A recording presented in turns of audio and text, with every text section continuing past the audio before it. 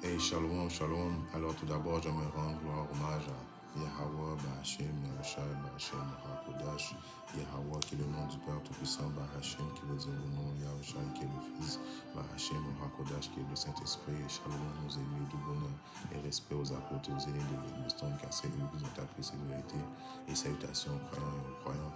Ici, frère à moi de Montréal et à vous seulement, je dis shalom. Alors, je vais parler sur une leçon qui est assez brève, mais qui est vraiment très importante. C'est la race, right? La race qui n'est pas déterminée par la couleur de la peau. Yahweh Shimon ne viendra pas seulement sauver les soi-disant noirs qui ont la peau noire. Non, et non plus, il ne va pas venir sauver seulement ceux qui sont latinos, right? Et il ne va pas seulement venir sauver les Amérindiens. Yahweh Shimon juge l'homme selon l'homme intérieur et non, il ne juge pas selon la couleur de la peau. Right? C'est pas le concept dans lequel Yahweh Shimon a créé toutes les choses. Right? Il faut comprendre, il y a l'esprit et il y a le corps. Right? Et l'esprit combat toujours le corps qui est charnel. Right? Qui vit dans un monde charnel, qui est attiré par des choses charnelles. Right? Et l'esprit, si ce serait de l'esprit ferait toujours les bonnes choses, les bonnes décisions. C'est pour ça qu'éventuellement, Yahweh Shimosha vient nous changer ces corps charnels pour nous donner des corps spirituels, des corps parfaits. Right? Il faut comprendre ces choses-là. Donc, tu peux être, ton esprit ne détermine pas ta couleur. Rien n'est impossible pour Yahweh Shimon Meshach, donc de mettre un esprit dans un corps, comme soi-disant dit, rouge ou blanc, mais tu es un Israélite, c'est une chose facile pour Yahweh Shimon Meshach. Mais il faut juste comprendre ça. Tout ça pour dire que ce diable qui est sur l'homme rouge présentement est en train de mettre les Hébreux Israélites, mais lui il appelle ça les Black Hebrew Israelites, comme il nous compare comme des groupes comme le Ku Klux Klan, des groupes qui ont tué des gens, des groupes qui ont brûlé des gens, des groupes qui ont fait des choses abominables. Right? À ce que je cherche, je vais parler pour le Great Millstone. On ne brise pas de loi, on n'est pas charnel en voulant dire, on ne pense pas charnel, on est un groupe spirituel. Right? Nous savons que la vengeance va venir de Yahweh Shimon, la vengeance est à lui. Right? Et éventuellement, si Yahweh Shimon, quand il va venir, et nous dit éventuellement quand ça va être le temps de faire des choses physiques, on va faire des choses physiques, mais pour le moment, on reste spirituel, on se bat pas, on va travailler, on étudie la Bible, ouais, on va prophétiser, c'est ça notre rôle, mais avec ce qu'il est en train de manigancer ce diable, il va venir avec l'intelligence artificielle, right, il va prendre nos clips, right, il va prendre des exemples de notre voix, il va changer notre speech, il va démontrer aux gens que nous sommes des extrémistes, right, quelque chose qui est tout à fait faux. C'est une question de nation et non une question de couleur.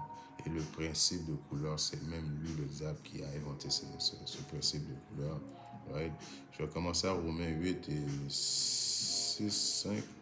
Car ceux qui, suivant la chair, se préoccupent des choses de la chair, alors ce diable qui n'est aucunement spirituel se préoccupe des choses de la chair. C'est pour ça qu'il est arrivé avec le concept de couleur de la chair. Si tu es, soi-disant dit, blanc, rouge, tu es white power, tu es au-dessus des choses. Mais nous, on essaie de vous expliquer que la chair ne détermine pas ta nationalité. Right? Se préoccupent des choses de la chair, mais ceux qui sont suivants d'esprit, l'esprit, des choses de l'esprit. Alors ceux qui sont de l'esprit suivent les choses de l'esprit. Donc quand on dit qui suivent les choses de l'esprit, quand on voit, il faut juger l'esprit avant de rendre une opinion. Tu ne peux pas regarder quelqu'un et lui dire il n'est pas israélite, il faut que tu juges l'esprit. Right? Et une des façons de voir qu'il est israélite, non seulement la façon qu'il bouge, la façon qu'il marche, la façon qu'il parle. Right? Nous savons que les Israélites sont le sel du monde. Right? Alors si tu as un talent particulier, tu excelles tu excelles beaucoup, c'est un signe que tu es un Israélite. Right? Si tu as si tu es talentueux, on est le sel du monde, c'est peut-être un signe que tu es israélite, mais le signe principal, c'est si tu entends cette vérité et puis que tu comprends cette vérité, alors ça peut déterminer que tu es israélite. Right? Laisse-toi pas abattre du fait que les, les Israélites sont présentement principalement représentés par la tribu de Juda. C'est une chose qui était prophétisée, que la tribu de Juda allait être un leader pour son peuple, montrer une image. Right? Mais ça n'empêche pas que, à cause que les soi-disant dit la tribu de Juda qui est représentée par, premièrement, Juda, les Américains noirs, les Lévis qui sont les soi-disant Haïtiens et les Béjamites qui sont les soi-disant des Jamaïcains, laisse-toi pas abattre. Parce qu'il y a beaucoup de monde qui se laisse abattre quand ils nous voient prophétiser. Ils ont peut-être une couleur différente que nous, ils ont peut-être une apparence différente que nous. Ils se sentent exclus. Right? Ils se sentent exclus automatiquement. Ils pensent que c'est une chose de couleur. C'est pour ça que ce diable est en train d'utiliser ce prétexte de couleur pour nous exposer comme un groupe extrémiste racial, right? Mais c'est pas du tout comme ça qu'on détermine qui est un Israélite. Right? Si je continue la lecture, car d'être charnellement préoccupé, c'est la mort. Alors d'être charnellement, ça veut dire regarder les choses d'un œil charnel terrestre, c'est la mort. Right? De juger, de dire je suis ici à cause de j'ai cette couleur-là, de juger charnellement, c'est la mort. Mais être spirituellement préoccupé, c'est la vie et la paix. Alors, si tu es spirituellement préoccupé par des choses spirituelles, afin que tu saches que l'esprit et le corps, c'est deux choses différentes, alors ça t'amène la vie. Alors, en étant spirituellement comme ça t'éclaircit et tu vois les choses d'un autre œil. Tu peux juger, tu viens avoir le discernement afin de pouvoir faire des bonnes décisions, right? Et non juste des décisions basées sur la peau. Parce que l'intelligence charnelle, alors être intelligent, avoir l'intelligence de ce monde, right? Tu penses que tu as été à l'université, puis tu es dans un autre niveau, tu as un doctorat, whatsoever, c'est illimité contre Yahweh Shemashah. Alors ça vient contre Yahweh Shemashah, car elle n'est pas soumise à la loi de Yahweh Shemashah, ni effectivement ne peut l'être. Right? Yahweh Shemashah ne voit pas ces choses-là comme ça. Right? Si moi je te donne un exemple, moi j'ai eu un enfant qui a fait un enfant. Right? Et mon enfant, moi je suis israélite, mon enfant est israélite. Donc mon enfant, s'il a fait un enfant avec un autre, moi, premièrement, moi j'ai fait mon enfant avec une autre nation, une édomite. Mon enfant a fait un enfant avec une édomite. Alors l'enfant est devenu comme sous l'apparence d'un édomite. Right? Il y a moins de pigmentation, mais en fin de compte, l'enfant est un israélite. Right? À cause qu'à Nombre 1,18, il est écrit, il est et il rassemble toute la congrégation, right, le premier jour du second mois, et il déclare leur extraction d'après leur famille selon la maison de leur père. Alors c'est la maison de ton père qui détermine ta nationalité et non ta couleur. Right? Non il y a des Israélites qui sont des soi-disant chinois, il y a des Israélites qui sont des soi-disant dits hindous. Israël a été dispersé dans les quatre coins du monde. Right? Ce n'est pas un mouvement radical, extrémiste qui juge seulement par la couleur. Non, on juge selon l'esprit. Et c'est deux choses différentes. Et pour pouvoir juger selon l'esprit, il faut que Yahweh Shemashah soit avec toi.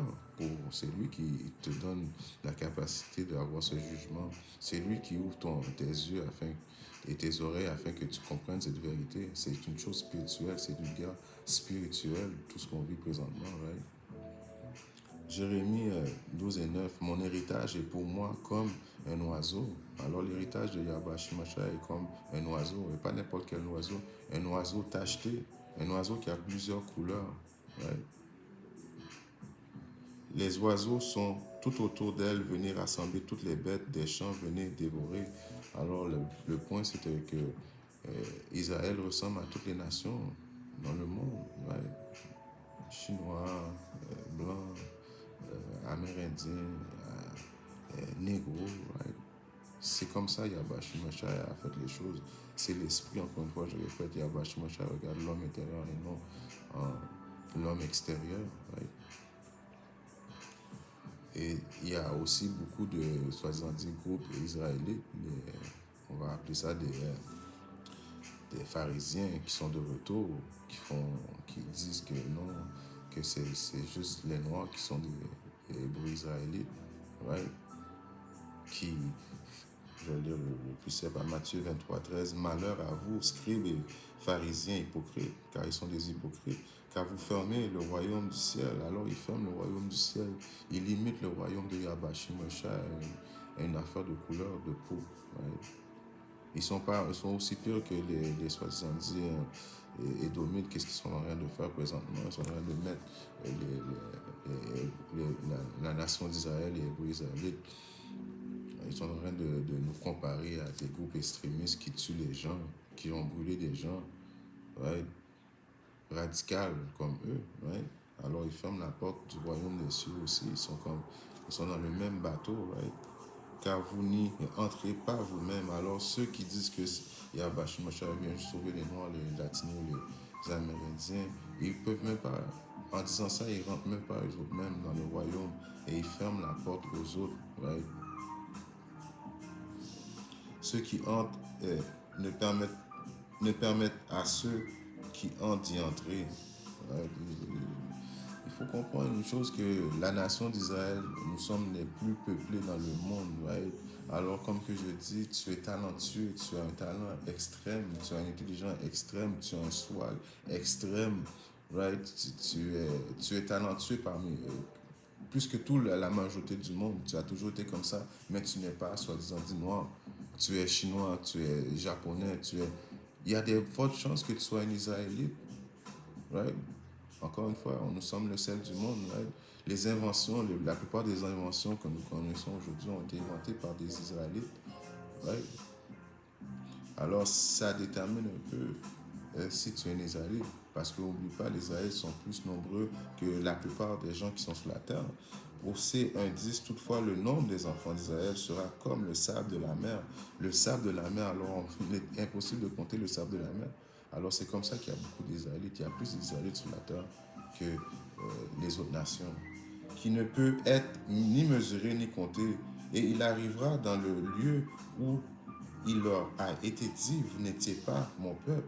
Là, il leur sera dit, vous êtes les fils de Yahweh Shemashai. Alors, là où ce que le monde dit que ceux qui sont opprimés, c'est les soi-disant latinos, les amérindiens, les soi-disant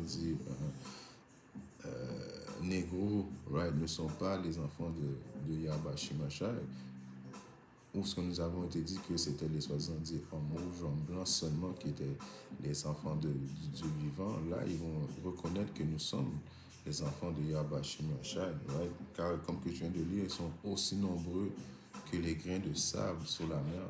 On ne peut pas compter les grains de sable sur la mer, right? À Osée 7:8, Ephraim qui est quoi? Ephraim qui est la tribu principale du côté du nord, right? Qui est représentée par les soi-disant dits portoricains, s'est mêlé avec le peuple. Alors Ephraim s'est mêlé avec le peuple, right? Et Ephraim est un gâteau non tourné. Alors Ephraim est un gâteau non tourné. Alors quand tu ne tournes pas un gâteau, ça fait comme ma main, right? Et Ephraim a des Ephraimites foncés, comme qu'il y a des Ephraimites pas foncés, right? C'est facile à comprendre, right? C'est pas une question de couleur, c'est une question de nation. Et la nation est déterminée par la progéniture de ton père. Je vous ai donné un exemple comme moi, qui a fait un enfant avec une édomite. Éventuellement, mon enfant a fait un enfant qui est une édomite.